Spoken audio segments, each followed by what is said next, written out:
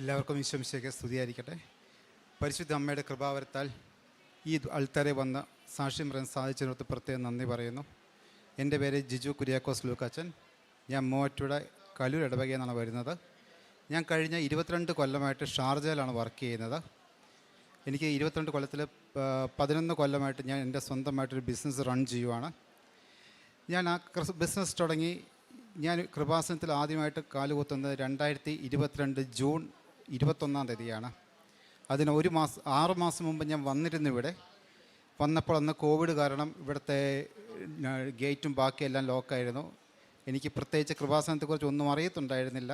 ഞാൻ അവിടുത്തെ സെക്യൂരിറ്റിയോട് ചോദിച്ചു. അദ്ദേഹം പറഞ്ഞു, ഇപ്പോൾ തൽക്കാലം കൃപാസനത്തിൽ അങ്ങനെ ശുശ്രൂഷകളൊന്നും നടക്കുന്നില്ല. ഞാൻ അവിടെ നിന്ന് കുറച്ച് നേരം പ്രാർത്ഥിച്ചു.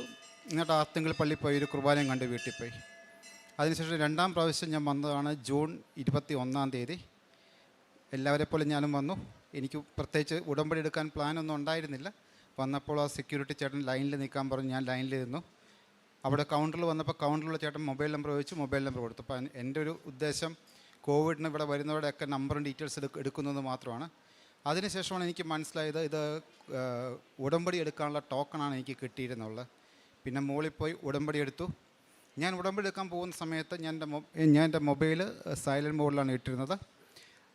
ഉടമ്പടി ക്ലാസ് മുഴുവൻ അറ്റൻഡ് ചെയ്തു. അതിനുശേഷം പ്രേക്ഷിതം വന്ന് പറഞ്ഞു, നമ്മൾ യൂട്യൂബ് എടുത്തു, ജോസഫ് അച്ഛൻ്റെ കൃപാസനം നമ്മൾ സബ്സ്ക്രൈബ് ചെയ്യണമെന്ന്.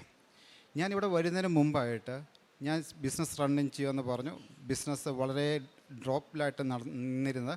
അപ്പം ഞാനും എൻ്റെ കൂടെ ഉണ്ടായിരുന്ന കൊളീക്കോണിയും പ്ലാൻ ചെയ്തു, നമുക്ക് ബെറ്റർ ഫെസിലിറ്റിയിലോട്ട് മാറാം. അതിനുവേണ്ടി ഞങ്ങൾ കുറേ സ്ഥലങ്ങളിലൊക്കെ പോയി അന്വേഷിച്ചു. പക്ഷെ ഞങ്ങൾക്കൊന്നും ഉചിതമായ രീതിയിൽ ഒന്നും നമ്മുടെ കയ്യിൽ കിട്ടിയില്ല. ഞാനിവിടെ വന്ന് ഈ പ്രേക്ഷിതൻ എൻ്റെ അടുത്ത് മൊബൈലെടുത്ത് സബ്സ്ക്രൈബ് ചെയ്യാൻ പോയി നോക്കിയപ്പോൾ എനിക്ക് എൻ്റെ വേറൊരു കൂട്ടുകാരൻ കുറച്ച് ഫോട്ടോസും കുറച്ച് ഡീറ്റെയിൽസ് എല്ലാം എനിക്ക് അയച്ചു തന്നിട്ടുണ്ടായിരുന്നു. അത് വേറൊരു സ്ഥാപനത്തിൻ്റെ ഡീറ്റെയിൽസ് ആയിരുന്നു. അതിനുശേഷം ഞാൻ ഉടമ്പടി എല്ലാം എടുത്ത് തിരിച്ചുപോയി. ഞാൻ അദ്ദേഹത്തെ ആ സ്ഥാപനത്തെ പോയി കണ്ടു, അവരോട് സംസാരിച്ചു. നമുക്കെല്ലാം നമ്മൾ സെറ്റ് ചെയ്തു. നമ്മളെ സ്ഥാപനം നമ്മുടെ പേരിലോട്ട് അക്യൂർ ചെയ്തു. അതിനുശേഷം ഒരു പുതിയ സ്ഥാപനം നമ്മൾ ബിൽഡ് ചെയ്യുമ്പോൾ ഓട്ടോമാറ്റിക് നമുക്ക് ഒത്തിരി ഫിനാൻഷ്യൽ ഉണ്ട്. ഫിനാൻഷ്യലി ആ സമയം വളരെ ബുദ്ധിമുട്ടി നിൽക്കുന്ന സമയമാണ്.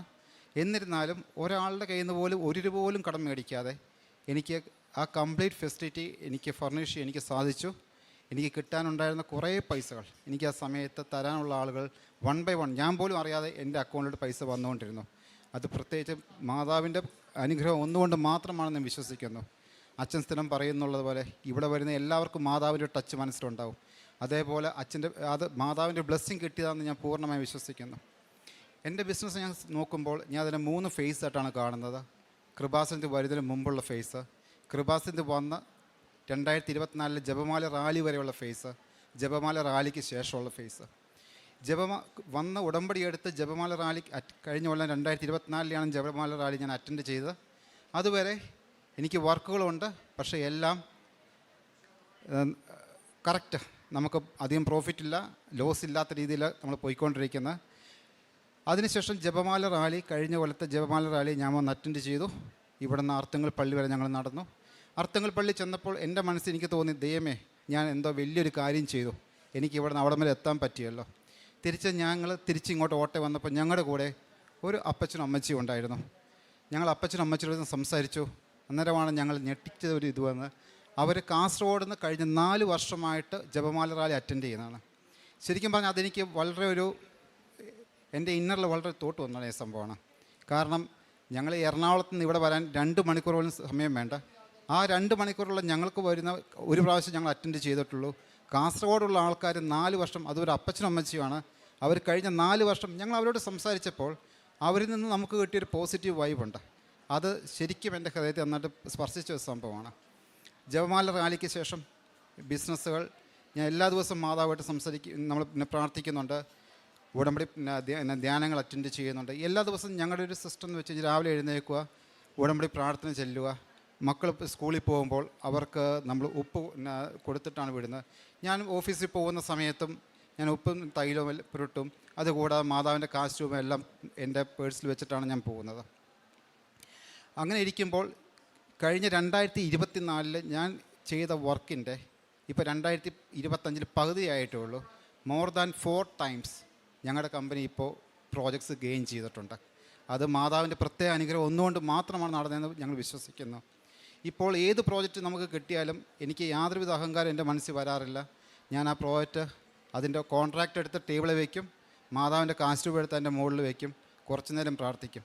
അതിനുശേഷം ഞാൻ ഒരു ദിവസം വെയിറ്റ് ചെയ്യും, എനിക്ക് എന്തെങ്കിലും ഇന്നർ തോട്ട്സ് ഉണ്ടോ ഇല്ലെന്ന് അറിയാൻ വേണ്ടി. ഏതെങ്കിലും രീതിയിലുള്ള ഇന്നർ തോട്ട്സ് വരുവാണെങ്കിൽ ഞാൻ അത് ചെയ്യത്തില്ല.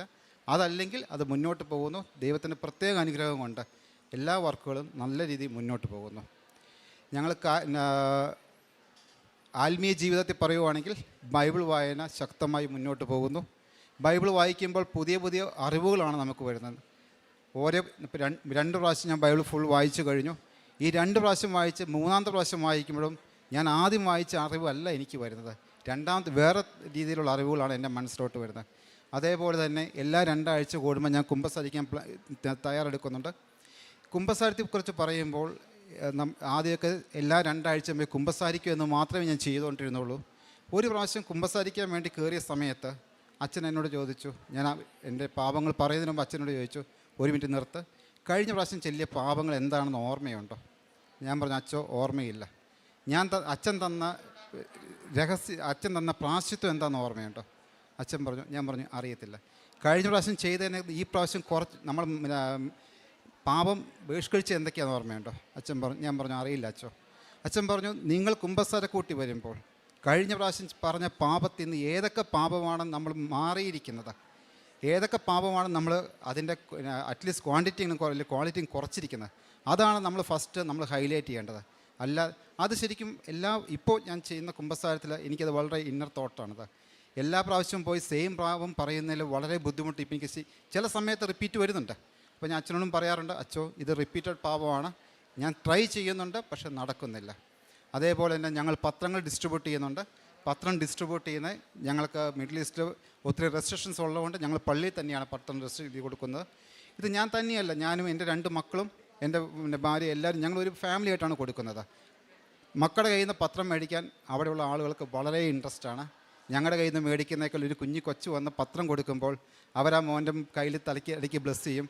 അത് കഴിഞ്ഞിട്ട് പത്രങ്ങൾ സ്വീകരിക്കും. ഇതേപോലെ തന്നെ എൻ്റെ കുടുംബത്തിന് ദൈവം ഒത്തിരി പറഞ്ഞാൽ ഇത് ചെയ്യാത്തത്തോളം ബ്ലെസ്സിങ്സ് ഞങ്ങൾക്ക് തരുന്നുണ്ട്. ഞങ്ങളുടെ കാരുണ്യ പ്രവർത്തികൾ എന്ന് പറയാൻ വേണ്ടി ഇവിടെ ആലപ്പുഴയുള്ള ഒരു സിസ്റ്റേഴ്സ് നടത്തുന്നൊരു പാരൻസ് ഇല്ലാത്തൊരു സ്പെഷ്യലി എയ്ഡഡ് സ്ഥാപനമുണ്ട്. അവിടെ നമ്മൾ ചാരിറ്റി കൊടുക്കുന്നുണ്ട്.